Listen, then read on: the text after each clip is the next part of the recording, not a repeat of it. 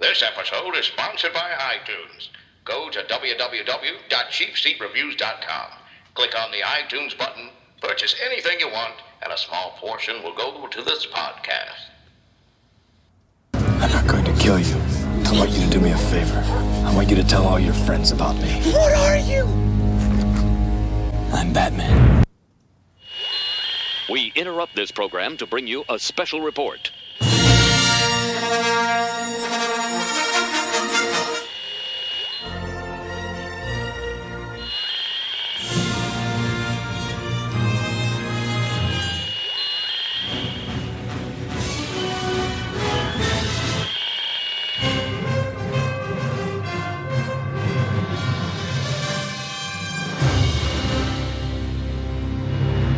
This is CheapSeat Reviews.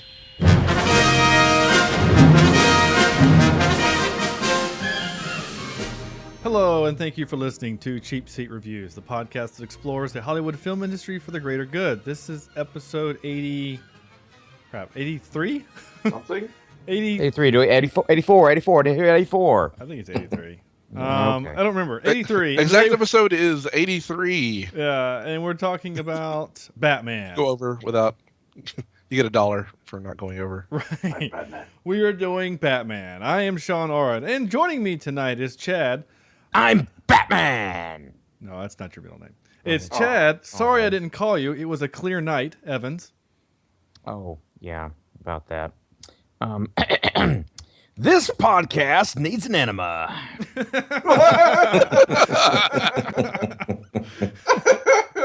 Oh. As does Sam. Oh my gosh. Thank you, Chad. That's the truth. That's the truth. Corny, you never bring Vicky to the Batcave, Logan.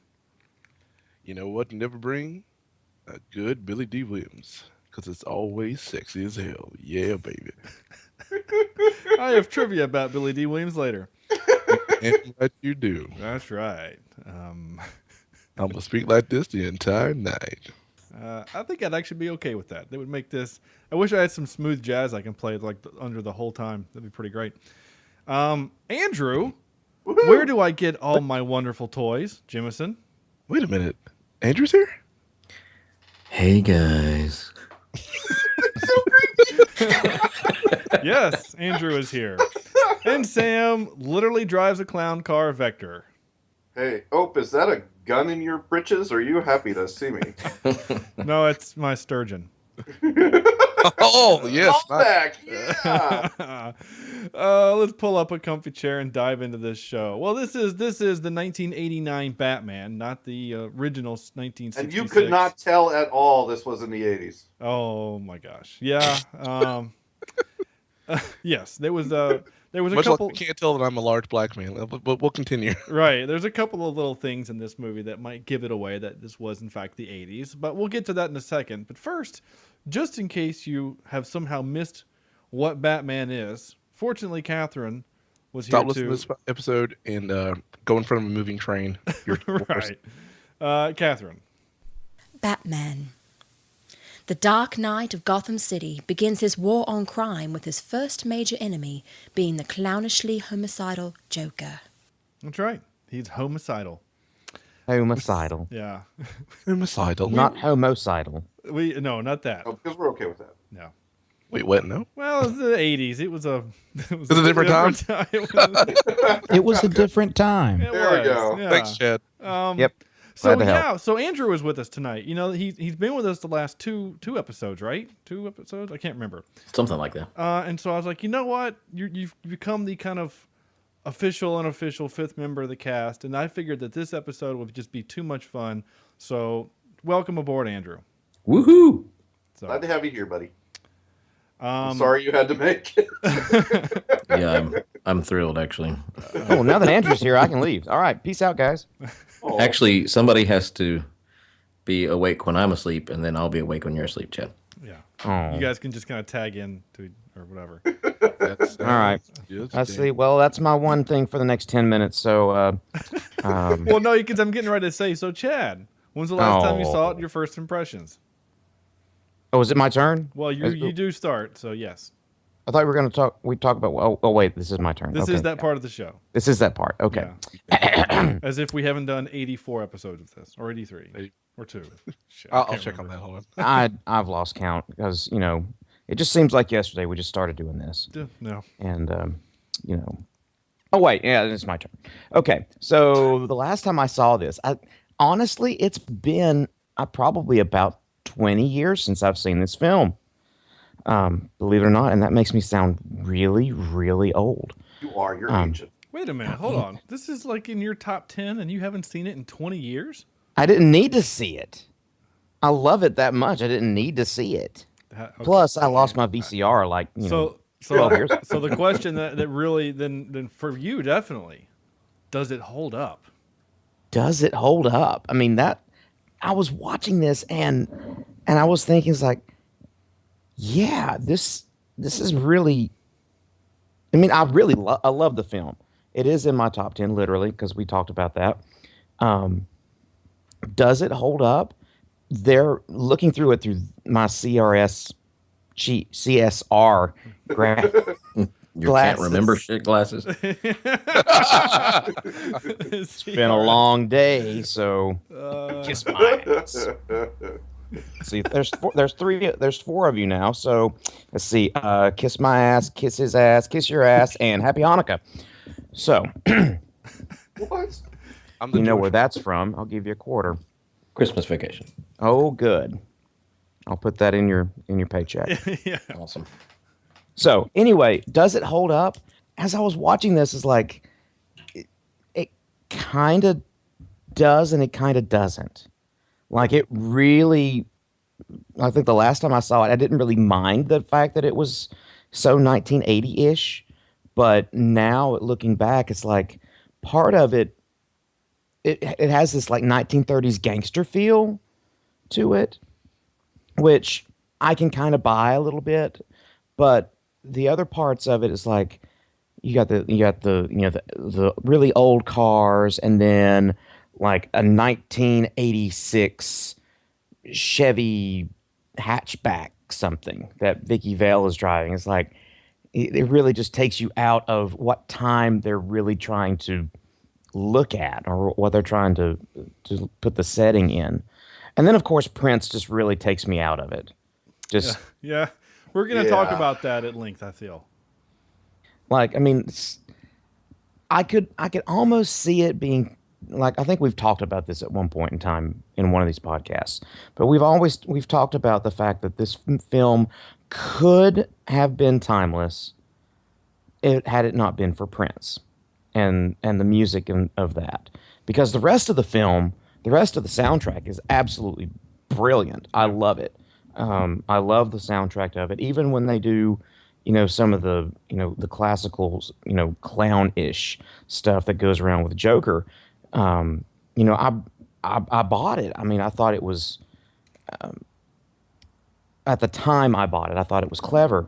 Nowadays, now when I'm looking at it, it's like they're trying to force the clown aspect of Joker and not the, hey, this guy is actually like crazy. And I don't know, maybe it's the fact that now that I've seen the Heath Ledger Joker and I'm trying to, you end up trying to compare the two. Did anybody else do that? Yes. It's hard not to. Hard not to. Right. Yep. Going back and because they're really two different Jokers in terms of style, Oh, exactly. Stylistically. Cesar Romero Joker, is that what? No. No. I will say this about Joker. I mean, about the Jack Nicholson Joker. I never really noticed up until I watched this in high definition. I never really thought another thing about the actual makeup and the actual smile on Jack Nicholson until I watched it in high definition. Mm-hmm. And it was like, wow, I can really tell that's fake. Yeah. Yeah. But like when I was watching it on VHS, I was like, you can't tell. Yeah, that's a phenomenon that I discovered a few years ago when I got my Star Trek Blu-rays. And I was like, oh, yeah, I'm going to watch all these Blu-rays. And then I start watching them. I go, wow, they were really expecting film in VHS. VCRs. Yeah, to like hide some of the imperfections of the movie, because like in the one that we reviewed for the podcast, the Star Trek 6 and Discover Country, there are moments where like you can, like when they're floating in the spaceship and there's no gravity, you can see wires and things, and that's because we have the Blu-ray and the high def TVs. Well, when I was growing up watching this thing in '94 on my tube TV, watching it on a VCR, you didn't really notice it. So I'm with you there, Chad. When that first time you really like camera really pulls in on him, and he's sitting behind Grissom's desk and he says that line, "Where did they get a load of me?" You're like looking at that face, going, "That looks so fake." Well, I thought it looked more fake when he like had the quote unquote the makeup on top of the makeup, so to speak. And like he's talking to his cronies in the boardroom, and the camera zooms in on him and it's like, "Life's been good to me." And it's just like that to me was like the moment that it was like, wow, that is really, really fake. I mean, maybe it was because there's makeup on top of makeup on top of makeup on in that scene, but whatever. So yeah, I'm tracking with you. Anything else? But anyway, the other thing, I mean, I never really thought about this, but in the last scene, when they're all up next to the last scene, they're all up in the bell tower. That was kind of a, that was kind of a last minute thing. The bat plane crashed in front of the cathedral, and then Joker's like, "Oh, Vicky Vale, let's go up in the clock tower, yay!" And so they're on their way up. They get all the way up there, and they're dancing. Batman gets up there. It's like, "All right, let's shit up." Oh, sorry. Good luck. And then all of a sudden, all these goons pop out of nowhere. It's like, how did they get up there? How did they know to be there? There was a meeting that night. Yeah. It's like just happened to be like it was an Al-Anon meeting that kind of got out of control. A what? Alcoholics Alcoholics Anonymous. Anonymous. Oh, okay. I got you. Yeah. All right, I'm done before I drop any more F-bombs. I'm sorry. I'm writing it down. Poor Sean. I feel like you guys should owe me money every time one of you drops an F-bomb. We got like I already gave 25 cents to Andrew, so you can take it from him. Yeah, it's gonna be more than that. Corny. No, actually, everything was... What? I didn't know if Baymax was like letting out air all of a sudden. Wait, did you say Betamax? Baymax. No, Baymax. It's from Big Hero 6. Oh. My son, that's the greatest movie of all time to him. So I finally watched it. It is a fun little movie. it is good. I cried. I'm not going to lie. No, you didn't. I did. I thought it was sweet. I liked it. Did you actually watch it? I actually watched the whole thing. Yeah, it's pretty good, isn't it? I liked it. It was good. I have yet to see it. It's so good. It's really good. I mean, it's not Disney's best of their animated, but it's pretty good. So anyway, I still think I still yeah. Well, Declan does that. If you go up and give him fist bumps, he'll do ba la la la. Yeah. Yeah. I've said it before and I'll say it again. The Incredibles is the greatest Pixar film ever made. I don't know. I disagree. Well, that's fine. I'd much rather watch Wall-E or even Ratatouille. I think I like those two better. Just give me Fantastic Four, the Disney version, and I'm all over it. Probably. That's what it is. It's the Fantastic Four, just a better version of what the other three movies have been. So it's not inaccurate. Yeah, it's not. It really isn't. I mean, I was like, wait, no, you got Mobile Shield Lady. Yeah, who's invisible? You've got Mr. Fantastic and the mom. Super Strength, yeah. You got the Super Strength. He's just not a monster. And then you've got Super Speed. Really... He just doesn't catch on fire. Yeah. Well, and the baby turns into like. And then the baby turns into everything. Oh, spoilers. Okay. Oh yeah. The second one's coming out soon. I know. I can't wait. What? Yeah, they made the announcement. I guess I should probably do my part. Oh yeah.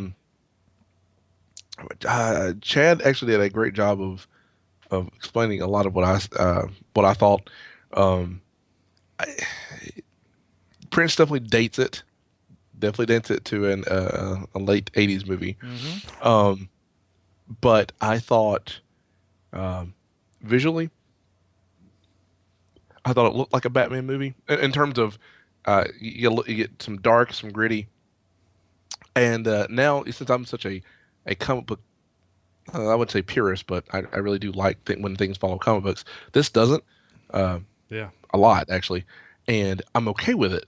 Maybe because this happened before my love of comic books happened, but I think a lot of the changes made sense. I could see an older guy finally being Batman and knowing what to do, or having been Batman for a while. And you know what? I'm okay with Vicky Bell showing up in the Batcave. Oh, I hate it. Too soon. Too soon for me. But anyway. Well, see, I would say it's too soon, except for I think this is one of these. He's been doing this a while. Alfred really wants him not to do it. Yeah. And this is the way to not do it. Shit. So you've been dating this chick for what, a week now? 5 Go ahead and minutes. Go ahead and tell her you're Batman. Yeah, you dropped the L word later on. And they're in love. What? You had one date and one night of sex. Good job. Anyway, it happened. Well, the sex was just implied. Well, I guess. I mean, she does say that they sleep together, but for the longest time, I just thought, they slept together. Yeah, they actually slept together. Yeah, I mean, they were both clothed, and then he goes over and does an upside down bat hanging thing. Maybe that wasn't like. Maybe we misunderstood that. Instead of it being like, oh, he's trying to be a bat. No, maybe that was part of his therapy. Yeah, he's doing exercises. Maybe he had back problems. Well, yeah. I mean, Batman does kind of have back problems later on in life. Yeah. Until you can fix it with a swift kick. Oh, no, it's a punch. A punch. It's a punch. Sorry. Yeah, all chiropractic medicine boils down to me punching you in the back. Getting that bone to go back into your body. By the way, this movie, I did not realize how dirty it was until having watched it with CSR glasses. Like Detroit dirty or Detroit dirty. No, hey, you're gonna take a picture of me naked. You're gonna need a really long lens or really wide lens. I know. I never thought that. That was like, what? I don't remember this. And then the whole balls thing, and when they're in Bruce Wayne's house, about all the stuff he has, and I like this whole. I'd like a thing to. I bet this thing holds his balls or something like that. Just.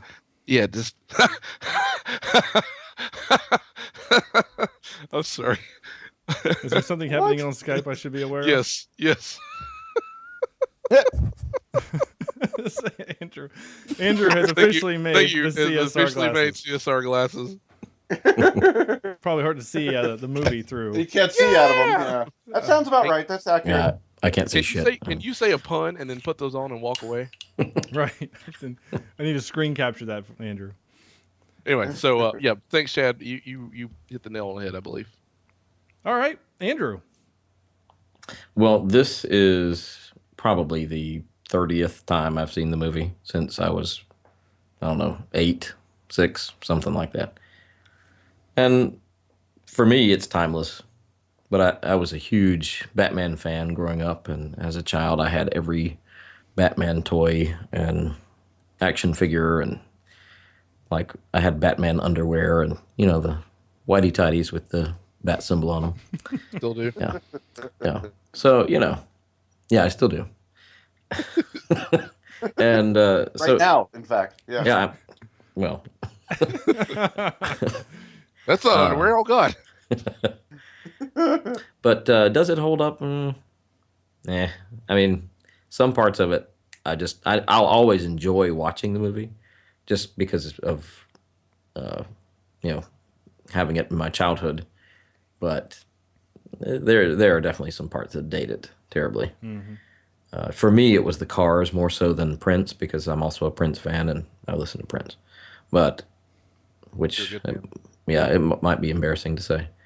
But I do also wear my assless chaps when I listen to Prince, just so you're aware. Okay. Assless chaps with the Batman underwear. Yes. It's a thing. You should see what I wear when we watch Jurassic Park. It's good. Oh, my God. I don't know if I want to know. Yeah, you probably don't. Sam is naked. Clever girl. Is that a T-Rex in your pocket, or are you just happy to watch Jurassic Park? It's all short and stubby.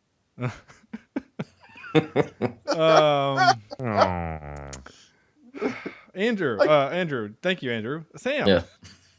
All right. I'm kind of with Chad. It's been a long time since I've seen this movie, mainly because my VCR died on me. I never got around to buying this thing on DVD or even is it out in Blu-ray? I think it is. I mean, Might be. I'm not sure. But this, I grew up with Batman being the as Opie loves to say, the quintessential. I don't love to say it. You say it, and you say it wrong. That's your word. Opie's quintessential superhero movie. For the longest time, you had your Batman and you had your Superman. The old Superman before we had Batman. Mm-hmm. Yeah, but those were the two big boys on the block. Marvel took a long time to finally make something. Well, yeah, I mean, they made that terrible Captain America film in the early 90s. Yeah, that nobody watched. Yeah, no one did. In fact, people that made it didn't even watch it. Yeah, but I've seen it. Now that I've gone back to it, and it's been years, absolutely years, I have been completely spoiled by Nolan's Batman. It kind of has an interesting dynamic between the two because before this you had the Adam West goofy smack smash grab bang pow Batman of the 60s. Adam West, that's what it'll say. And what? And then you get this, and I have to give Tim Burton credit for world building. I love his ideas. I don't love Tim Burton's storytelling. Sometimes I think he has a hard time going from vision to meaning. And there's some parts of this movie, now that I've rewatched them, that just fall kind of cold to me. It might be neat to look at, but it's just the storytelling itself. Batman, in all reality, in this is pretty flat. As a character, as character development, there's not a whole heck of a lot. Jack Nicholson, that's right. I almost said Nicholas. That's the golfer, right? Correct. Yeah. Jack Nicholson is pretty much the star of this movie. He got front billing too. Yeah, and I think he has more screen time, if I read right. He does. But his Joker is at least an interesting character. I think it ended up being, boy, that escalated quickly. Between what he was and what he became. Basically you fall in a vat of mint jello. Acid stuff, yeah. And it makes you homicidal crazy. Well, he was always homicidal crazy. It gave him a face to hide behind or something. I don't know. Yeah, it just seems strange. And I don't know, the Heath Ledger Joker, they're two totally different Batmans, and I just happen to like, now that I've rewatched this thing, I like the Heath Ledger better. I think it's a deeper character and a more interesting story. Even though you don't see his origin story, you kind of get little hints here and there, whether he's lying or not. We think he's lying, because every time he asks if you want to see his scars, it changes. The story changes. Yeah. The Heath Ledger Joker to me is more believable. Yes. Mm-hmm. Yes. Yeah. Absolutely. There's a fan theory, a really good fan theory, that the Heath Ledger Joker is actually an ex-military, and that's why he's so good with explosives and knives and close and actually kind of combat, is because he was in the military. Yeah. And that's what screwed him up. I love the fact that I love the theory that Heath Ledger Joker is the hero of the movie. Yeah, I've read that too. That is brilliant, and Nolan didn't even think of that, but the theory kind of works. Yeah, it actually kind of really does. So it was always, I had the Batman toys myself. I enjoyed the Batman stuff, but it just didn't hold up as well to me as it once did earlier in my years. Kind of made me a little sad, to tell you the truth, because you hold some of these movies up on a pedestal, and they just sometimes don't work out. Okay. How about you, Oak? I couldn't tell you the last time I sat down and watched it all the way through. You know, it every now and then it would come on TBS during Halloween, and you watch it. It's like, and I always seem to get the same time. It's always the scene when he crashes into the museum, and then he shoots that weird gun thing, and then he zip lines out, and then Jack says that famous line, and the same thing for Batman Returns. For some reason, the only time I ever see the movie is when the Joker has commandeered the Batmobile, and he's driving that stupid Batmobile toy ride car thing. You know what I'm talking about? And he's in his trailer. So anyway, however, the danger of doing this movie for this podcast is that I knew going into this is that there's the possibility of us angering a fan or 100 that we are defacing the beloved Batman. I mean, this is one of Chad's favorite movies. I think it's kind of all of our favorite one of our favorite movies to a point, to a degree, because I think in all of us it kind of holds that initial magic because Superman was already 10 years old by most of us when most of us were starting to watch movies. You know what I'm saying? Because Superman was 79. Like Superman and Star Wars, the same thing. It's like Star Wars was already an established thing by the time we started really caring about movies.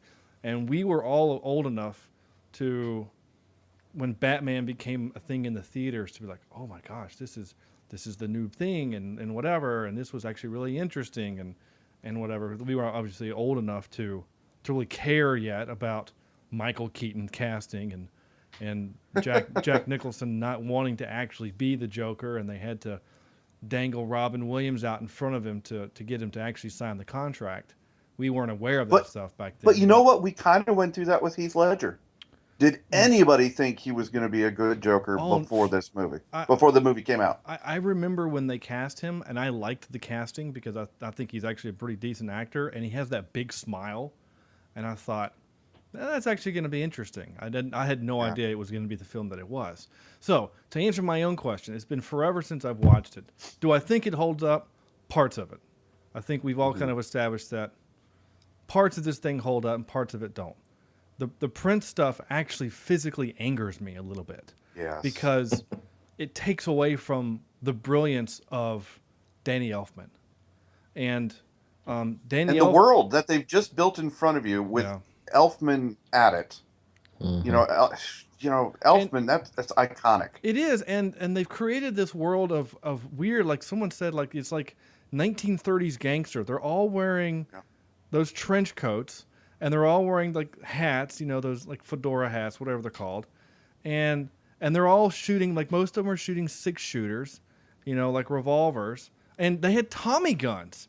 Like from the, you know what I'm saying? Like they used the same, it was basically they just took the wardrobe from the Untouchables. You've seen that movie, right, Andrew? The Untouchables and put it into this movie except for Batman. You know what I'm saying? Like it could have been Prohibition era with telephones, with like rotary telephones and TVs and weird punching gloves that shoot TVs and stuff. Like there was all these things, and I thought that was so cool. And I think part of, I don't know if I can't obviously answer to what Tim Burton was thinking, but then you have the Batmobile, which is so different from everything else in this world. It's so fantastic and unique looking and futuristic in comparison to, Gotham, Detroit that they're showing you. That it was, that's part of the reason why I think we all love that car, and especially the voice command. How cool is that car? The actual car does what my Charger does. I mean, right. I don't see the. Yeah, but you can't say to your keychain, your key fob, and go shields and things happen. You know. You obviously don't see my car every day. I drove it straight into a tank the other day. It blew up. Yeah, the tank did. And then it dropped from the hubcaps. It dropped little landmines. That seems like a dangerous. And blew up everyone in that building. Right. Like they didn't get out. They're all totally bits killed. And pieces all over.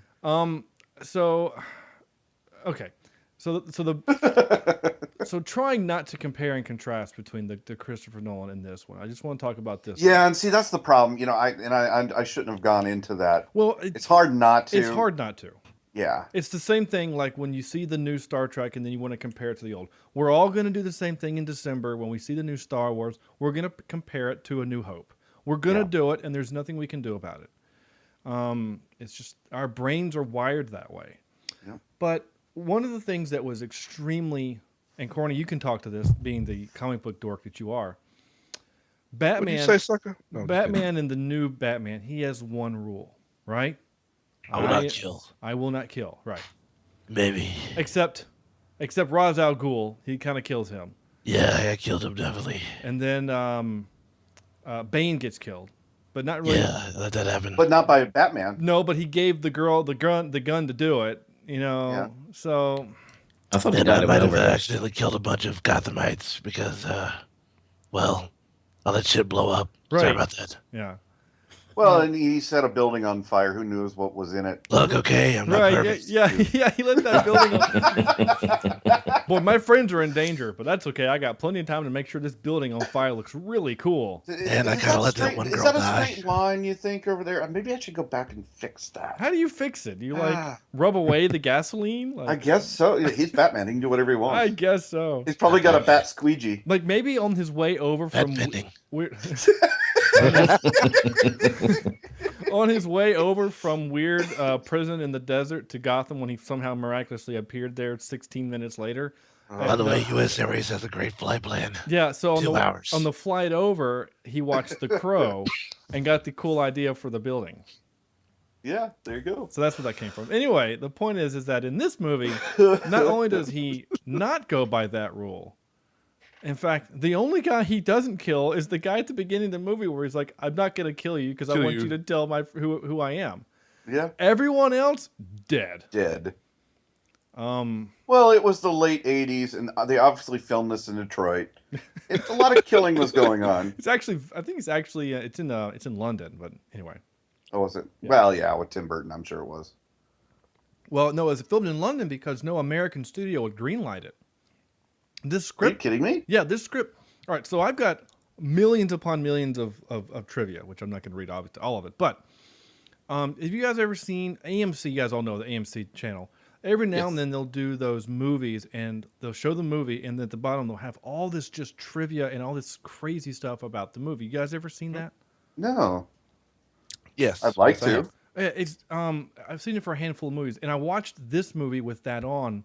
So I guess I have seen this movie in the last 5 years, I guess. And it was talking about the no American studio, because again, Superman had just come out in 79. And so when the script started bouncing around for this in like 83, no one wanted it. Like, no one cares about superhero movies. Why would we want to do that? We just had Superman. And so finally, after it bounced around enough, Warner Brothers finally said, okay, we'll do it, but we're going to do it over here in London, and it's going to be kind of a low budget kind of thing. This was only a $35 million budget. Really? Yeah. Knowing that, I'm Well done. now more impressed with the effects that you do see. Right? Mm-hmm. Wow. Yeah, only 35 mil, and of course, there's all kinds of great drama behind this thing, right? So you've got, now I got to get onto IMDb so I can get these guys' names right. So you've got obviously Tim Burton, and then Bob Kane, who is the creator of Batman. Right. If you guys noticed it, you know when Knox walks into the newsroom and the guy's got that drawing of the bat in the suit. It was actually drawn by Bob Kane, because it actually, you can see where he signed it in the corner, Bob Kane. Nice. So Sam Hamm, which is an unfortunate name, Yeah. I am Ham, is the main writer of the movie. And He also starred in Dr. Seuss books. yes, that is accurate. And then what was the producer? Your mom. It doesn't have it. Bialystok and Bloom. Peter Griffin. John Peters is one of the main producers. But John Peters is one of the producers. There was a bunch of producers on. There's like 1, 2, 3, 4. There's like 8 producers on this movie. So Danny Elfman, Tim Burton has gone on record and basically said that this movie was one of the greatest successes and failures of his career, and that it made a lot of money. It made $200 million, over $200 million, which was the highest grossing film of 1989. And as a result, believe it or not, this movie was Jack Nicholson's biggest payday ever. It's Does because he have a certain percentage? yeah, on it then? he took points on this thing and made, Good like call. yeah, he made like $60 million off this movie or something like that. It's Wow. crazy. Yeah. So maybe that's where RDJ got his idea. And maybe well, not, I mean, a lot of people have done that, and that's what they call banking on themselves. They bank on the movie to be good, so they take smaller money up front to get the points in the back end. So anyway, where was I going? Shoot. Good, the bad. So you've got all these producers, Success right? failures. Yeah. So Tim Burton is trying to create. Now he did change the Joker to killing his parents from Joe Chill, which is what the original whatever. Right. But Bob Kane, the creator of the story, basically came out and said, "I actually like the Joker killing his parents better. I think it's actually a better story that way." So he was okay with that. So Corny, I figured you actually find that interesting. Yes. But the whole Vicky Vale in the Batcave, that was Sam Hamm. And Tim Burton and Bob Kane both rejected the idea outright, but Sam got the producers on board, and they're like, "We want to do it." Huh. And so literally what happened is that they weren't even it was written into the script after Tim Burton had already started filming. And so it was just what's next on the script, and all of a sudden he's like, "Wait a minute. You added this scene without me knowing about it." And like, "Well, it's too late now," so they had to film it. There was a couple of other things like that, but I think the coolest rewrite was at the end of the movie was originally going to end at the steps of the cathedral. There was actually no cathedral; it's just a building. And then Tim Burton and some other people went to go see Hunchback of Notre Dame, and on Broadway in London, and was like, "Whoa, a cathedral would be way cooler to end the movie." So that's why they did that. So that's pretty cool, right? Yeah. This movie is full of that kind of stuff, and we'll talk about that a little Well, more. and this movie, in my mind, has iconic visuals, but right next to those iconic visuals is trashy stuff. Yeah. You know what I mean? This movie would have better served, even though it would have been confusing, to not even have the museum scene. But you put the Batjet, in front of the moon above the clouds. Yeah. And that is as iconic as the bicycle in front of the moon in E.T. Right. Or, Indiana Jones running from the boulder. Just the stuff that will stick with you forever. In fact, if you go to our Facebook page, CheapSeat Reviews, facebook.com/CheapSeat Reviews, that picture is on our page because I screenshotted it because it was such a classic. I had to screenshot it because it's such a cool moment. And then, of course, it made me laugh from the Lego movie. When Batman's flying, he's like, "We're going to crash into that big yellow thing." He goes, "Yeah, but it's going to look really cool. And then it crashes and it's the Batman symbol. I love that stuff. But you're right. I mean, and of course, the gag is, the point of it's actually kind of wasteful. He's like, all these people are down there dying, but I got to make this shot look cool for no one except the camera. Hey, Alfred, check this out. Right. Like, it's not like he knew he was going to do that, right? It's not like he could see it or anyone else. It was only for the camera. But damn it, it's a cool shot. And I don't really care. Yep. It's whatever. And it was maybe some of the smaller details that I didn't like. A lot of the costuming I thought was weird. It was 80s, like we said before. It's either the 30s mobster or the 80s trash. I liked that. That didn't bother me a bit personally. Anybody else, or are we gonna have? It looked like a set for a play or drama. Yeah, I'm with you, Sam. Some of it looked almost cheap, and I guess with the budget that they had, it maybe had to be cheap. But you're right. I think it kind of looks like something that would be put on, well, like a high school drama class as far as the costuming goes. Yeah. Yep. Excuse me. I think that's a little harsh, but. Well, I mean, a high school drama class isn't going to have a bat suit, but. Well, no, not that. Well, they might have a bat suit, but maybe he could actually turn his head. Yeah, that.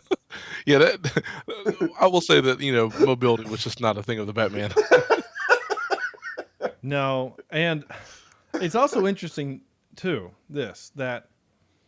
So like he's beating people up in the Christian Bale version. He's like beating people up. In this one, he's only beating up that two groups of people, right? And the actual big strong guy at the end of the movie gives him a real fight. And the only reason why he's able to get away from that is because that guy leaned over the thing and he got him in the leg, whatever, and kicked him over. Yeah. So after gonging him in the bell. Right, yeah, after he gets hit in the face with the bell, yeah. So let's be kind of fair. I mean, most of Batman in this movie is theatrics. Yeah. Yeah. You know? And I was going to mention this. And The him very shooting first people. time Joker and Batman, I mean, he's not quite Joker yet, so they're in the little plant. Number one, the Joker is blind as a bat. and number two, he doesn't hide very well. Who, Batman? In terms of, yeah, he's like always, you know, you'll see the Joker running up the stairs and Batman kind of just hovers right over his head, and it was silly to me this time. It wasn't mysterious. But now we're so used to the ninja Batman or the such badass Batman. We didn't know that then. Yeah, So- but I guess that's the problem though, is that because we do now. But I mean, I see your point, Sam, and in this viewing, to me personally, I can't obviously speak for the rest of you, but like that didn't bother me this time. Yeah. I actually liked it. You know, like the guys were talking about the bat, and then in the background you see him kind of slowly floating down on that magical cable that slowly lowers him down. And like that didn't bother me. I kind of liked it because it was this omniscient, creepy thing in the background. But I will say this. For him not being able to move hardly at all, especially on his head, he was kind of ninja a little bit, you know, like, Yeah. you know, he's picked up the Joker, and then the guy says, put him down, and he puts him down, and by the time Jack gets the gun and comes back to Batman, he's gone. And then he kills Eckhart, you know, Porkins from Star Wars.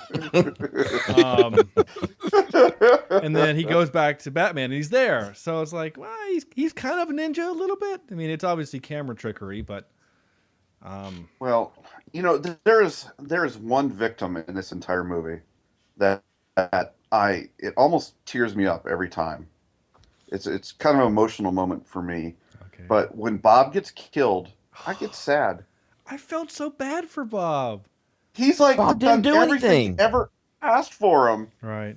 and then he gets shot because he didn't know about the bat plane. That's a trope. That's what happens when you have a union. I mean, It's true. You're right though. That one bothers me. The other, I feel like we're kind of ragging on this movie a little bit, but I think it kind of deserves some of it.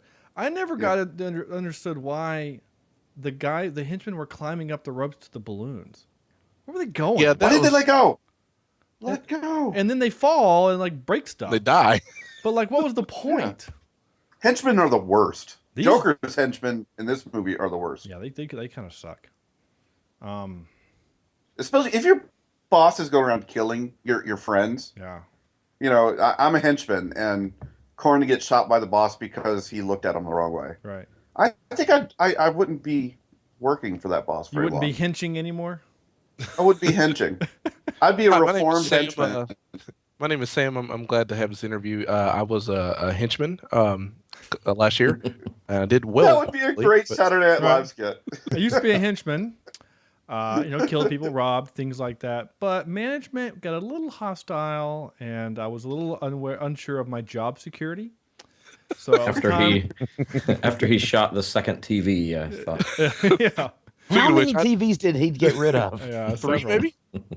he had stock all- in And what you Panasonic. do, They're all what made you of do, exploding. or Exactly. what you do in the skit is, you know, you'd have the manager interviewing the henchman, and every time you cut back to the henchman, something else has disappeared behind him. Right. And his jacket keeps There goes getting the larger. TV. And the boss The like plant looks up is- from his resume, and he kind of looks around, and he's like, "Wait, didn't I have a box of pens right here or something?" You know? Yeah, I like this idea. We should call up Saturday Night Live right now. We have a skit for There you you that go. would have been hilarious in 1989. In 1989. Mailman. I like this. Telegram. What? Telegram. Oh, Short Telegram. guy. Thank you, Sam. So other things that kind of bothered me in this movie, and then they're tropes, right? Like the surveillance camera that happens to find the specific thing that you need. And, so like it's in his house, and the camera not only can pick up their conversation over 30 people playing roulette. Well, didn't you see the sound text with the booms everywhere? I mean, the shotgun microphone on this camera was perfect. And why and the aimed hell? Perfect too. And what? It aimed perfectly too. Oh right, and yeah, why? Like this was the most useless camera ever. Hey Alfred, where should we aim cameras? Well, at that entrance, and that entrance, and that valuable piece of art, and this arch. Why that arch? Somebody might have a conversation there at some point. We should record it. And let's put 3 in the mirror in the room that have all the king of the wicker people. Right. Yeah. That stuff bothered me. But and then 3 in the bedroom. But wait. Oh right, yeah. That's for Billy D later. Mm-hmm. Billy D. So, all right, Corny, you ready for some Billy D. Williams trivia? Please. The reason why Billy D. Williams was him, Harvey Dent, was because they came to him and said, "We want you to be Harvey Dent," and he says, "No." And then they said, "We're going to sign you up for a 3-picture deal, and you're going to get to be Two-Face." And he says, "Okay, but you have to do that." And then the reason why they got Tommy Lee Jones in the third one is because the studio bought him out of his contract, and that's why it goes from a black guy to a white guy, and no one noticed. Is he in the second one? Yeah, he is. Well, things like that. Wait. So the third one was supposed to be a continuation? Yeah, they're all. Yeah, 1, 2, 3, and 4. Batman Returns, Batman and Forever, then Batman and Robin are all part of the same universe. Wow, I didn't even realize that. Yeah, and you know how much. Yeah, I love. That's because Schumacher effed it up. Oh yeah, he put nipples on the suit. He changed the car. He gave everything neon. And I used to like that movie too. One thing I noticed with Tim Burton's design was that he treaded that very thin edge of campy versus gothic. Yeah. And I think he did it fairly well. Yeah. You put the Joker's helicopter alone without the environment, and you're thinking campy. Oh yeah. The henchmen all have green, and the cars are painted pink, and yeah, and the henchmen's jackets all have the Joker face on them, and the little walkie-talkie or whatever he's using looks like a kid's toy. Right. But it kind of works. It's to me at times this looked like a live-action cartoon. Yeah. Mm-hmm. And in fact, the actual cartoon, the Batman the Animated Series, that's actually a pretty darn good show. And yeah, I don't know where I was going with that. It's a good show. We all grew up with that in the 90s as well. Yeah, we really did. Gosh, yeah. Well, I think that show kind of ruined, kind of spoiled us. Sorry, go ahead. Well, yeah, I mean, gosh, especially with Luke Skywalker voicing the Joker in that one. Yeah. But you didn't know that. Trivia. Not with your head exploding. No, we pretty much did actually. I know, but I think all of you guys know that. So. Well, carrying on with that, I loved like Batman the video game that's come out, Arkham. Arkham Knight. Isn't that also voiced by Mark Hamill? Uh-huh. Mm-hmm. Yeah. And the other two as well, obviously, but all the voices are from Batman the Animated Series. Right. So as you're playing along, it's like I know this voice. Yeah. And it's Batman himself is from Batman, isn't it? Really? Isn't it the same guy who did the voice of Batman in this? From the Animated Series. Yeah, the Batman are the same guy. Conroy, I think is his last name. I'll find out here. Yeah, that's what I'm doing. I'll let you do it. Okay. But it really is. It's playing a movie. Yeah. It's amazing. Yeah, I've seen you guys play. It looks fun and violent. It's awesome. But you don't kill anybody. Right. Well, yeah, you don't do that, unlike in this movie. So I have a lot of trivia and a lot of clips I want to play before we get too much farther away from that. But yeah, a couple Kevin Conroy. A couple of little things that I thought were really strange in this version of Batman is that it feels like in the Christopher Nolan Batman that Wayne, the name Wayne, is synonymous with has the same weight as Biltmore or something like that. You know, like So when in this movie, one, no one knows what he looks like, which I think is kind of weird. Like, we all know what Donald Trump looks like, even before he started running for president. Are you saying Donald Trump is Batman? No, that's not what I'm saying. But we all just know his hair. But we all know what Donald Trump looks like. We all know what Warren Buffett looks like. We all knew what not Steve Jobs. We know what he looked like, but also Stevie Wonder. No, Bill Gates. Stevie Wonder. Bill Gates looked like. Like these are. He doesn't know what he looks like, but we do. Oh. It's like that joke. Do you think Ray Charles got to watch his movie before he died? That's just terrible. My brother-in-law asked that of his now wife, and she was like, "Oh, I would assume so. There's no reason why he shouldn't have." Oh my god! I don't know if they listen to this podcast. I love you, Brittany. You're awesome. Oh, the Wayne part. So the fact that and so then later on, when he's taking pictures of Vicky Vale, he's like, "Oh, she's dating some guy named Wayne." Like, what? You don't. No.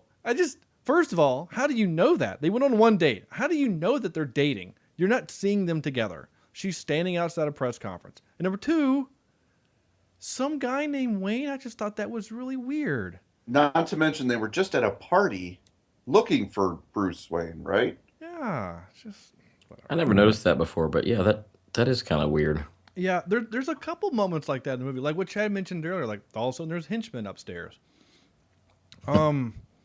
Well, that's a Tim Burton thing. I think he has a really hard time expressing the story in that way. Now, there's some great trivia later on, which I'll read about. Have you guys ever noticed? I read the trivia before I watched the movie, and it smacked me in the face this time. There are no police at the parade. You guys ever? Eventually, there was. No, it wasn't a. No, It wasn't a. It wasn't until after. Yeah, there were. No, it wasn't until after the balloons started doing their thing and Batman crashed and they started their climb before the police started. They finally showed up, but they weren't at the parade. Oh, well, yeah. You say every one of us has either been in or at a parade, and there's 1,000 cops there. He even said that there was going to be a parade. Right, like they knew it was going to happen, and there's a reason for that, and we'll talk about that later. I just that was going to your point, though, Sam, was that I think again Tim Burton was also really, really young when he made this movie. Yeah. Yeah, he was actually. Was he? He had a He's cameo. gotten better. Yeah, he did have a cameo. He was one of the henchmen that was destroying the art. Just for those who care, but. There was another director that actually wanted to direct this movie, and they poo-pooed him, and his name was Sam Raimi. Ooh, that'd have been interesting. And so then he went on to create and direct Darkman, which is basically Batman, starring Liam Neeson. If you've never seen it, it's actually a pretty good little movie. And then, of course, would later on direct Spider-Man 1, 2, and 3, of course, of which 2 of those are actually pretty good. Damn you, 3. Damn you. It's like Spider-Man 3 is the Dark Knight Rises. You know, it's like... Yeah, that's exactly right. You know, it's like... The effort is gone. Yeah. There is no passion behind that project. That's not Sam Raimi's fault, though. No, and there was supposed to be a 4th one. They actually had greenlit a 4th one, and then something happened, and then... Well, didn't Iron Man come out and, like, they got scared? I don't remember what happened, but there was supposed to be a 4th one, and it was going to have Toby and everyone else. And I think they actually got to the point where they were afraid that Toby was going to look too old. Because at that point, Tobey Maguire would have been like 35. I don't remember. Spider-Man would, use a cane jumping off buildings. Yeah. He landed, he's like, oh, my back. Yeah. Well, he actually did. Actually, he does say that in one episode, one movie. Yeah. He'd have to take a little blue pill to make sure, shooters are shooting, Oh. Yeah, he says, I'm back. And he's like, oh, my back. Yeah, it's in the second one. You're right. Yeah. Or he web swings across town to make it to the doctor to right, yeah. For his colon check. His prostate, yes. Yeah. Prostate check. Have there been any superhero movies that have done more than 2, like the original movie and the sequel, that have been good? 4? Yeah, Superman, No. Oh, okay. no, I see what Superman you- technically has gotten to like 5. I thought Superman, the Man of Steel was pretty fun. Superman, but a one-off. Yeah, I don't think it's a lasting movie that you're going to go back 20 years from now and be like, oh, that was so much fun. I don't know. You're probably right. I mean, I know comic book purists like Corny and some other friends of mine. I don't know if Corny you don't, but I know some comic book friends that genuinely hate that movie. Oh no, I freaking hate that movie. Yeah, for what they did to Superman. And that. So Andrew, your point, you're right. So far we've had in a movie series Superman that's had 5 films, we've got 1 good one and 1 okay one. The second one is okay. Kneel before Zod. That kind of part's fine. So you got the Batman 1, 2, 3, 4, 5, 6, 7, 8 movies, of which, of the first 4, the first 2 I think are the good ones, and then the second 3, the first 2 are the good ones. And then you got the Spider-Man, which we already mentioned. We've only had, and in the MCU. Thor's had 2. Thor's only had 2. Cap's had 2. Captain America 2 was way better than Cap 1. Yep. But I now this is going to cause some controversy. I like Iron Man 3 better than Iron Man 2. I agree. And I agree only because it felt like there was a little more at stake, and even though I don't understand where he went from that movie, I liked to see all the suits. It was a fun movie to watch.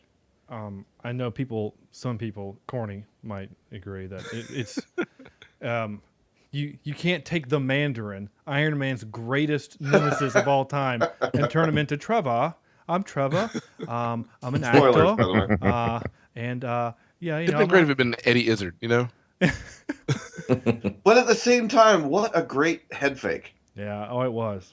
It more like a spit take. I mean, gosh, all of us like spit out our sodas in the theater when that happened. We're like, what?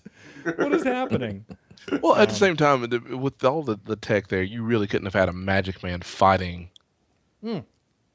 Exactly. But I'm okay with that only in the sense because you cannot. But somehow we're okay with Scarlet Witch and eventually Doctor Strange. Yes, but that's okay because it's established as magic. Yeah. And they are slowly introducing us to that world. Right. And Doctor Strange is going to be played by Benedict Cumberbatch, so I don't care what he does. It will be amazing. It'll be amazing. He did what on our batch? Wow. I feel like I got to bleep that for some reason. Man, I got to put the explicit tag on. Thank you, Andrew. You're welcome. Say it again and say it slow. Oh, yeah. Billy D proves. Thank you, Lando. You damn right. When you use that voice, it just reminds me of the Lego version. When Batman is like, you got enough room for another guy? He's like, only if he's a cool guy like you. That's all right with me. All right. He's like the black version of Matthew McConaughey. I like it. All right.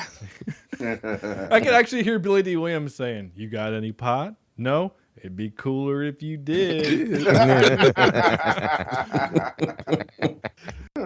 Another scene that bothers me, that has always bothered me, is the scene when Michael Keaton goes to Vicky Vale's apartment to confess that he's Batman, right? Oh, it's a nice apartment, very open. Lots of space. Lots of space, yeah. Yeah. And then the Joker bursts in, right? So he has that tray, right? So do you have a tray? Yeah. Do you have a tray? I do not need a tray. You will need a tray. You will need a tray because you're going to get shot. So his whole plan was to incite him to shoot him, right? That was the point, right? And this is where Robert Downey Jr. is drinking some bourbon, says, not a great plan. So, one, it's a coincidence that he shot him in the chest where the tray was. And it wasn't a very big tray. 2, it was convenient that he shot him with a small-ass gun because it wasn't a very big caliber. But I still have a hard time with the whole... Like, what is the thought process here? It reminds me of Dumb and Dumber where he walks in with the vest and he goes, what if he had shot you in the face? Oh my God, yeah, what if he shot me in the face? That's a risk we are willing to take. I mean, like... All right, so to counter your question, because I thought that too, and maybe just because I got a little bit of nostalgia and it's making me do dumb things. I thought to myself, well, he's Batman and he's smart, so he's already assessed that Joker has a small gun on him, and that's the one he would use. So he goes in and finds a small tray to That's stop a the bullet. stretch, dude. You know, you're having a hard time even saying it with a straight face. Yeah. That's very true. But he is Batman, and he does plan for everything. So I get the whole shit. Where is it? Oh damn! By the way, I think I'm the only person who's not used a word or phrase that's gotten an explicit tag on the show. That's actually probably accurate. I think I may stop that today. Well, you don't feel free like you have to say anything. That would be. Billy D wants carnage. Yes, I do. No, I don't buy that at all. I just don't know what he was like. What was the plan? You know, I don't know. I mean, I understand that. Yes, I'm Batman. Like, I get that, right? That's what I was looking for. I was stalling for time for that. I now have I'm Batman forever. So, and then when he picks up the poker and he smashes Vicky Vale's vase for whatever reason, which was kind of a dick move. I mean, I know he's Bruce Wayne. He can buy her another one, but whatever. That was his Beetlejuice moment. Exactly. Every time he does it, come on, you want to get nuts? Let's get nuts. And he sounds just like when he's Beetlejuice. And so I can't not see him as Beetlejuice in that moment. I'm expecting his head to start spinning. And Batman. Right, exactly. And then of course and really, truth be told, now that I'm talking out loud, I now realize the point of the scene was to get him to say the line. It was to get him to say, "You ever dance with the devil in the pale moonlight?" That was the point. I just now realized it. It's so that he can look at him and go, "Wait, what?" And then get the line and then realize that he's the guy who killed his parents. Yeah. It's still not a very good scene, but whatever. It's fine. Like I said, there's a whole bunch of mixture of really, really cool and good. Yeah. And then there's some really, really bad. If you disagree with us, I mean, I don't think any of us are saying this is a bad film. I'm not saying that. I'm saying this movie is better than the sum of its parts. Right? Yeah. Is that the phrase? Yeah. Like, it's like a really nice classic car that's got really shitty brakes and a bad clutch. You know, I don't know how to describe it other than that. I mean, hell, it's the Batmobile itself. That Batmobile was built on a Chevy Impala chassis. The thing only had a top speed of 30. I mean, it looked really cool, but it was a dump of a car. And you could tell in the scene where where he's driving to the Batcave with Vicky Vale in the passenger seat. You can tell where the film was sped up to make it look like the car was going really fast. And that to me, that was one thing that took away from because the car literally had because it weighed 1.5 tons. I mean, your average car can't jump those types of cars. No, like your average car weighs like 1,200 pounds. I carry that around in my pants every day. Zing. Yeah, it's on his keychain. But all because you haven't changed your diaper. I was gonna go with the tank reference from Ant-Man. No, anybody? No. Oh okay. yeah. Oh okay. Thanks. I'm gonna burn through some of these clips because some of these are pretty good. This first one is, well, whatever. After what happened to Johnny Gobbs? Hey, look, man. Johnny Gobbs got ripped and took a walk off a roof, all right? No big loss. No, man. That ain't what I heard at all. I heard that the bat got him. The bat? Oh, man. Give me a break, will you? 5 stories straight down. There wasn't no blood in the body. No shit. It was all over the pavement. I don't know why, but I found that dialogue terrible. Yeah. I think it's bad. It's just bad. The bat? Oh, man, no. Again, it reminds me of like a high school drama. Yeah. Yeah. It's just not well written, not well acted. Now it's just bad. This clip I captured is long. It's almost a minute, so tuck in here. But a couple of things that I think funny. Knox, the Knox character, I found him kind of funny. He's the comic relief. You know, he's the What's the dork that keeps getting in trouble in Superman? Jimmy Olsen. Yeah, he's the Jimmy Olsen character. He's that, right? So he might as well be J. Jonah Jameson of Spider-Man too. But he's talking to Porkins, and I can't take that guy's voice seriously. Porkins? No, I can't either. When he talks in this movie, Oink, oink, mother. he drives me crazy. It's like It's like a low it's kind of not, a mumble. Well, it's not just that he's doing the low grumble. It's like they took his normal voice and then modulated it down half a octave. It just doesn't sound natural. So you get to listen to his docile tones. That is Porkins. That's what, 8 sightings now in just under a month? I hear the commissioner's even opened a file. True? Sorry, Knox. These two slipped on a banana peel. I'm telling you, man, a giant bat. Don't be writing this stuff in the newspaper, Knox. It'll ruin your already useless reputation. Lieutenant, every punk in this town is scared stiff. You know what they say? They say he can't be killed. They say he drinks blood. They say... I say you're full of shit, Knox. Oh, you can quote me on that. Lieutenant, is there a 6-foot bat in Gotham City? And if so, is he on the police payroll? And if so, what's he pulling down after taxes?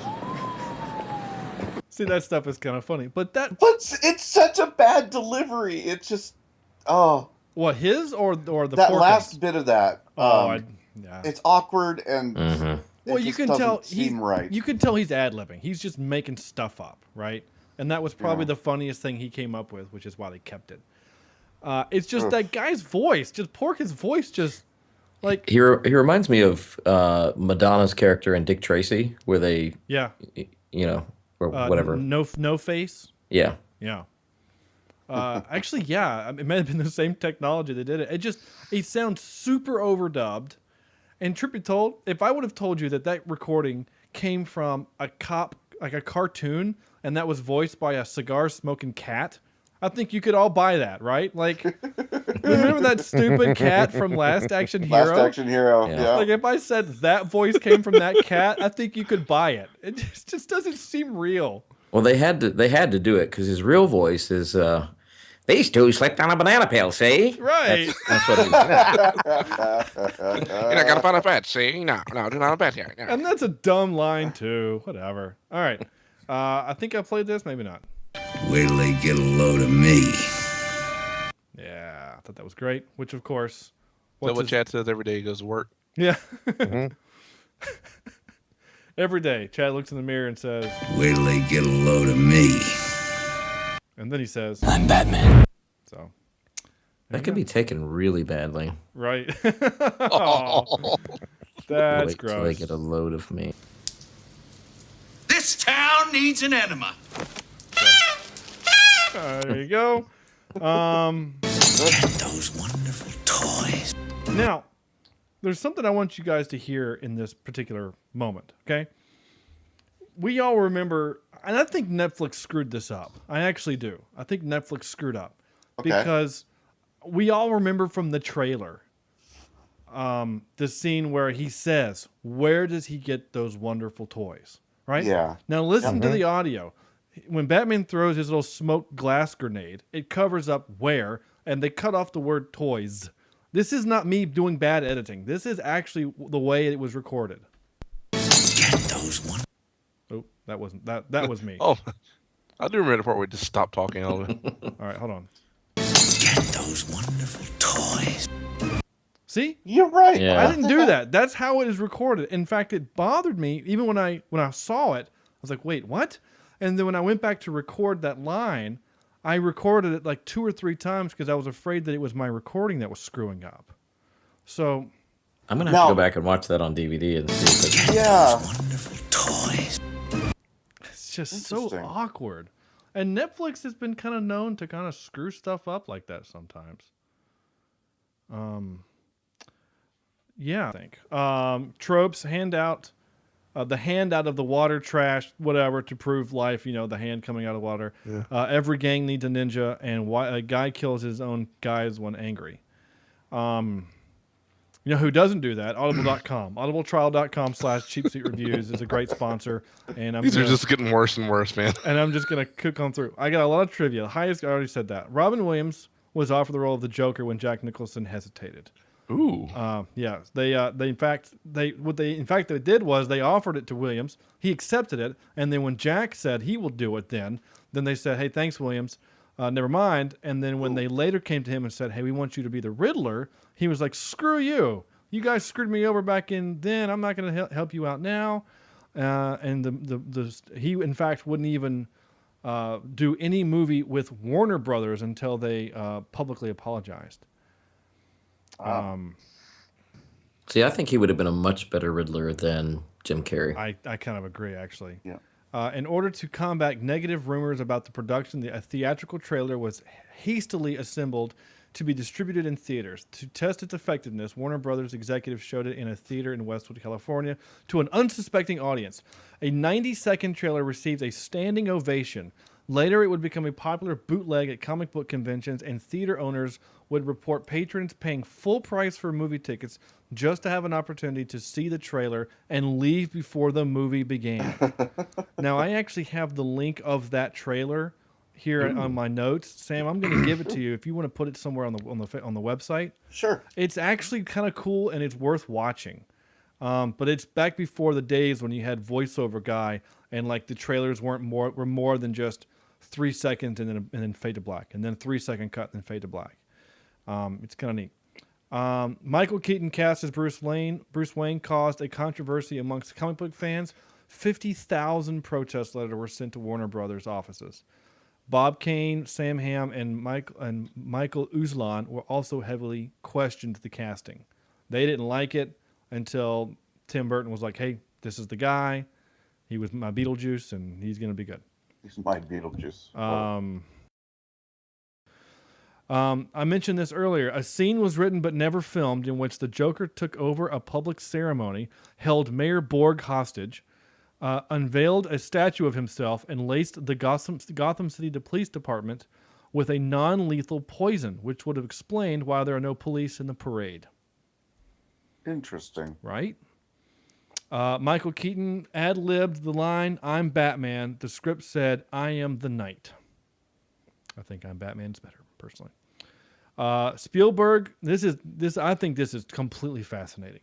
Spielberg was interested in doing a Batman movie, and he had his own cast of Dennis Quaid as Batman, Harrison Ford as the Joker, Gina Davis as Silver St. Cloud, who could have been Vicky Vale, whatever, Dustin Hoffman as the Penguin, Burt Reynolds as Commissioner Gordon, John Pertwee as Alfred, Richard Dreyfuss as Rupert Thorne, and Martin Sheen as Harvey Dent.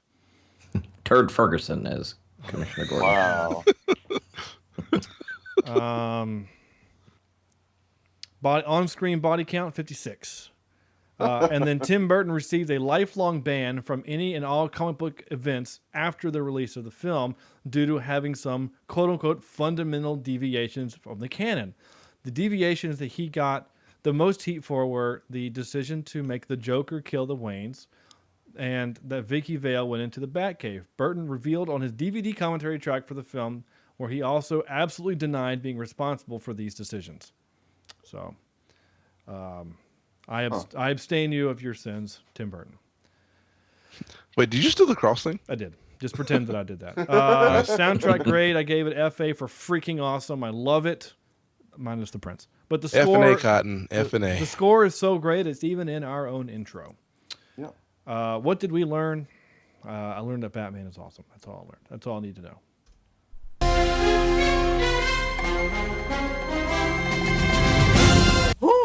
So we're doing our top 3, and we decided just to go ahead and put the movies in order. So do you want to do all 8, or we just want to do the top 3? I mean, frankly, do any of us care about Batman Forever, Batman and Robin, and the original? God, no. All right. So I think it's safe to say that all those of those are probably mostly in our bottom. Everyone's going to be in the bottom. So it would be basically it's going to be which of the top three are the top three. And I think we all know probably which three they're going to be, but which order are they in? Okay, fair enough. Chad? Go 3, 2, 1. 3, 2, 1. Yeah. I want to say Batman Returns. Okay. That's 3. Okay. Batman Begins, and then Dark Knight. All right. Corny. Okay. I'm. And that's only because I choose not to rank the movie that we just berated. Well, I mean, you can. I mean, no, it's too a soon? rule. It's a rule. Where would you put it if you did put it in there? Yeah. I can't. Well, we do the rule when it's a category, but when we did Avengers or some of the other, like when we did Spider-Man, we ranked Amazing Spider-Man 2 amongst the 5 films that have happened. Yeah. Because I'd seen 2 of them. Well, fine, but where would you put this one amongst the top 3? Would you put it number 1? From a nostalgia point of view, yes, but as probably looking at it from a film perspective, I think probably as a 3. All right. I mean, I always look at these as which ones would I'd rather watch in order. You said we're going to watch these 3 movies, but you have to put them in order in which way you want to watch them. That's how I always view it. That's why some really bad films always make it in my top 3, because I sometimes like bad films. Corny. I'm gonna go pretty similar with Chad. Batman. Oh God, what is the second Batman? That Batman Returns. Thank you. Batman Returns, Batman Begins, and Batman. And this one? Yep. Okay. Andrew. Okay, also pretty similar. Batman Returns, Batman Begins, and Batman versus Superman. Nice. It hasn't come out yet. Still my favorite. I got a feeling it's going to be. No. Oh my gosh! Actually, have you guys seen the Shia LaBeouf version of that? Mm-mm. You know the whole Shia LaBeouf "Just Do It" video that raked the internet. Like there is they did a Shia LaBeouf version where basically Shia LaBeouf is like Batman's conscience, and so it's like he just like randomly in the background. So like Batman's like, "Do you bleed? Just do it!" It's hysterical. You gotta go find that right now. What's your number 1, Andrew? Actually, yeah, The Dark Knight is number 1. Okay, Sam. Yep. Give me Batman Returns at 4, Begins at 3, the original Batman, then 89 at 2, and of course, Dark Knight, the best superhero movie ever made. You can go straight to hell. That's.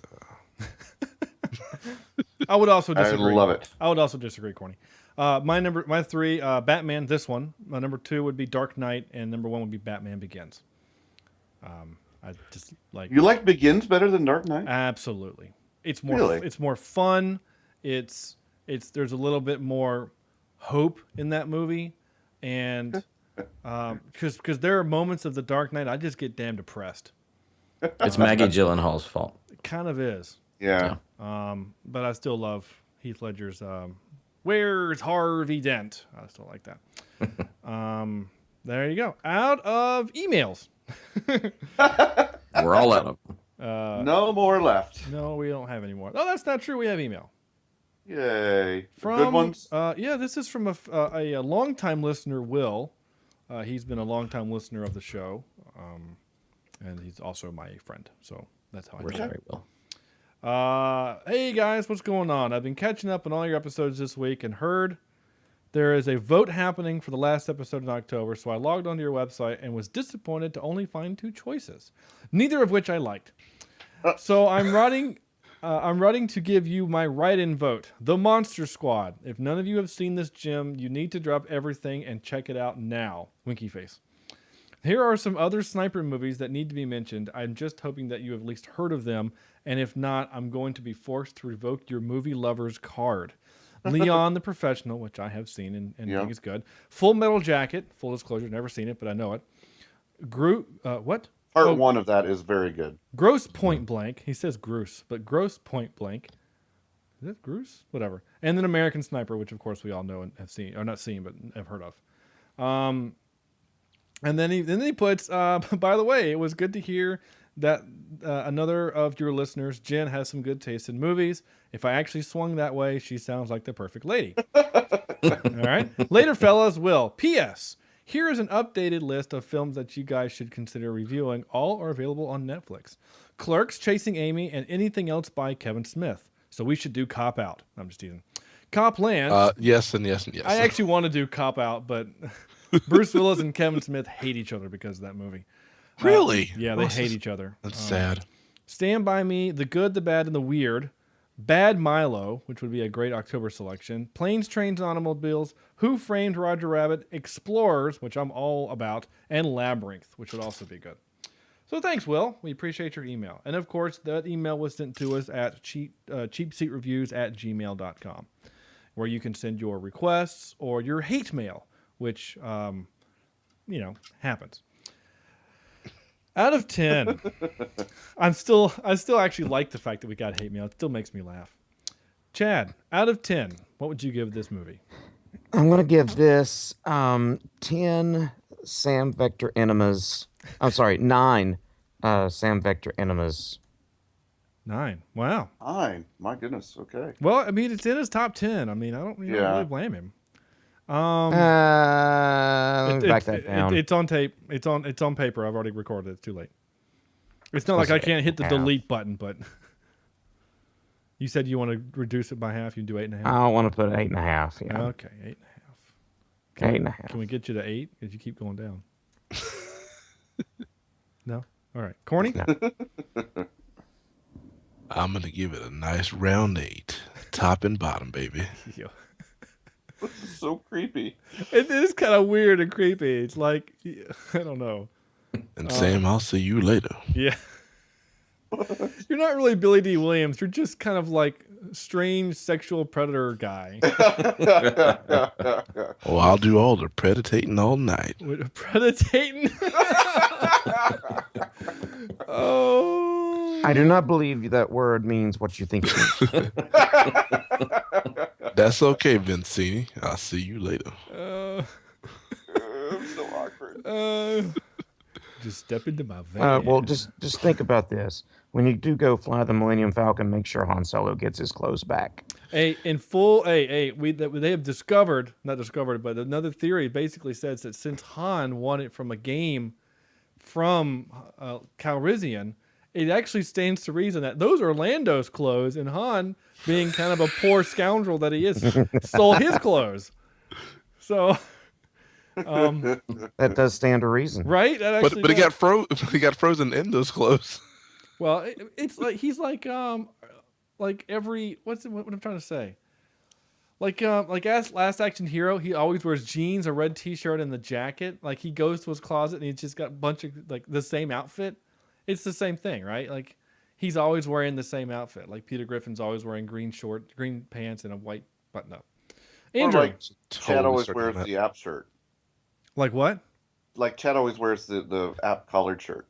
I thought that was you. No, it's that Chad. Is you? Yeah, that is you. I've never seen you not in your black app polo. Yeah. Well, I have. Oh, Andrew. I'm gonna give it. Sorry, I've got a naked image of Sam in my head, and I'm about to vomit. No, Jesus. I'm so sorry. Jeez. Wow, you got to get that image out of your head, man. Yeah, I know. What was I gonna say? 7.5 busted televisions. All right, Sam. I'm gonna give this. I'm gonna give it. If you would have asked me before I watched this movie, I would have given it an 8 or a 9, even a 9, just from nostalgia. But putting on the critic's glasses, I've got to give it a 7. All right. 7 giant guns that somehow didn't impede his walking out of 10. That gun pisses me off for always. And it telescopes. Like, it telescopes, and like, for some reason, we're okay with the fact that means because it's a long barrel, that means it's more powerful. It's still a 38, okay? It's not a cannon. It took down his bat jet. There's no reason why a 38 should have done that. You know, like... And that's your concern over a man in a movie who dresses like a bat. I mean, but you're still using the laws of physics in this movie for the most part, right? I mean, except for floating Batman and and in the scene when he comes crashing down in the what's it called in the museum. I don't know if you meant to, but you can see the line that he slides down on. The cable that drops him down, you could see it. I don't think it was you were supposed to, but I'm okay with that. But the gunplay just drives me crazy. Like, wait a minute. Not to mention the sound. The sound design in this movie. Yeah, I mean that thing was a freaking cannon. Whatever. Yeah. So yeah, 7.5. Sorry. 7.5. And then later turned into a gun that shoots at a flag that says "bang." I mean, it was the gun to end all guns. I'm gonna give it, for the same reasons that Sam just said, I'm gonna give it a 7. I'm gonna just make the math funny for you, Sam. I'm gonna give it a 7.75. I still like the movie. It still holds mostly up. I don't know what that means. It's like a bad tent. It's like it mostly holds up. Yeah. Oh, you know what it means. Yeah. So there. That's all I have to say about that. Batman. Next week, we are doing the 20th anniversary of Mortal Kombat. Mortal Kombat. I just want to see how long you're going to go with that. That's right. Next Finish week. him. That's right. Next week we are doing the classic. Well, maybe not classic. 1995's Mortal Kombat. The Mortal Kombat. A handful of people on a leaky boat are going to save the world. Wow, Chad's pulled out quotes from the My movie. goodness. I cannot wait for this. And I have a confession about that movie that you guys are all going to love. I lost my virginity to that movie. I was going to say that Sean masturbated to it, but I got you beat me to the punch there. No, that wasn't it at all. Get over here. If that's all where you guys are going, you're going to be sorely disappointed. Oh dear. Sorely disappointed. Much like when I lost my virginity. I'm so glad that we're still recording. Check out our website, CheapSeatReviews.com. Email address is CheapSeatReviews@gmail.com. Follow us on Twitter at CheapSeatCast. I am Sean J. Allred. Sam is at Saniji16. Corny is at JohnnyDarko16. Chad is at Maestro_Evans. And Andrew is at AJ Emerson. At A. Jimison. Sorry, I always do that. You do that every week. I really do. At AJ. Okay. And of course, you may leave us a review on iTunes and Stitcher. So on behalf of Corny, Chad, Sam, Andrew, this is Sean saying good night. And good luck. And big balls.